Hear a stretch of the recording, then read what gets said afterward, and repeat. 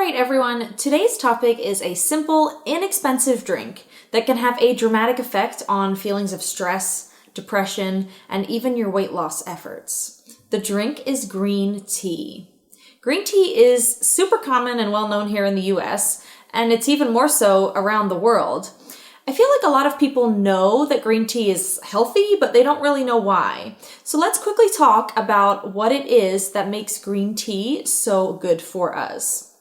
Green tea is packed with antioxidants, and they help remove toxins and waste from our blood, as well as reduce inflammation and prevent some forms of cancer as well. Antioxidants are like the cleanup crew that goes around cleaning out waste from various cellular processes.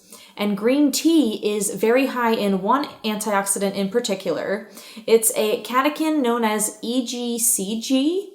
And when we drink green tea, this EGCG we consume, it actually prevents the formation of free radicals, which essentially protects our cells from any kind of damage.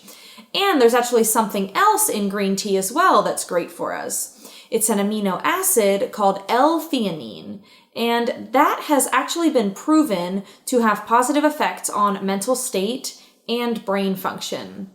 A study in 2016, a study reported that subjects who consumed a drink containing high levels of that L-theanine had significantly lower cortisol levels. These participants were significantly more relaxed after performing a stress-induced task when they were compared with those who took a placebo drink. Now, this is huge for mental health research. Cortisol is a widely known hormone that's part of our body's stress response. And when something stressful occurs, we have that stress response, and that's the body's initial reaction to something stressful. And when that happens, what happens in our body is first your body produces adrenaline. It releases adrenaline, which gives us that fight or flight feeling. And then cortisol is the next hormone that's released for our body to continue in that alert mode during the high stress event.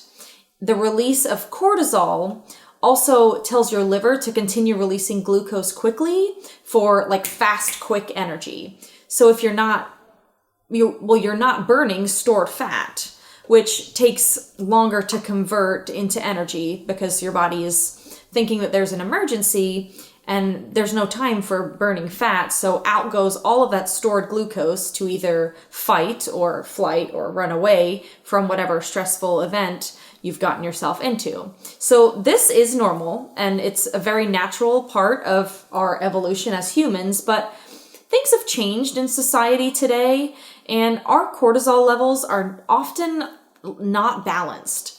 For some people, they're too low, but often they're actually too high. And many people work in highly stressful environments, or they have a very stressful personal or home life. And this can have a significant effect on cortisol levels. They'll increase more and more with continued exposure to stressful events. And with elevated cortisol levels, we'll constantly be in that stress response. If we don't manage it correctly, then we end up numbing with mindless phone scrolling or, diving deeper into your work or even abusing substances like drugs or alcohol. And this kind of alleviates that discomfort superficially for a short amount of time, but it doesn't actually address the problem. And then it leaves the body feeling even more stressed, which continues the release of cortisol. This is called a hyper-aroused state, and it's like getting stuck in a bad cycle. Your body is constantly perceiving danger, and it's constantly elevating your cortisol levels, and that leads to inflammation and lack of fat burning and mental fatigue and confusion. So your body is always at a 10 out of 10. It's always hyper-aroused. And research is even beginning to see elevated cortisol levels in patients with dementia and early Alzheimer's disease. Our body being in that hyper-aroused state affects all of our systems. So that's why it is so incredibly important to keep our body balanced. That's called homeostasis, where we're all balanced and level, and we manage our cortisol levels. And one thing we can do to try and break that negative hyper-aroused cycle and state and balance our cortisol back is introducing green tea into our daily habits. Get that L-theanine amino acid into our daily routine. If we make green tea a habit, drinking it daily, we can see dramatic changes in feelings of stress. And there was actually a study in Korea that looked at individuals who had a habit of drinking green tea daily. And this group of people were 21% less likely to develop depression over their lifetime than those who were non-tea drinkers. That is about the same as getting 2 hours of exercise per week. That's pretty interesting. So there is definitely more to be researched, but this is promising information for preventative medicine.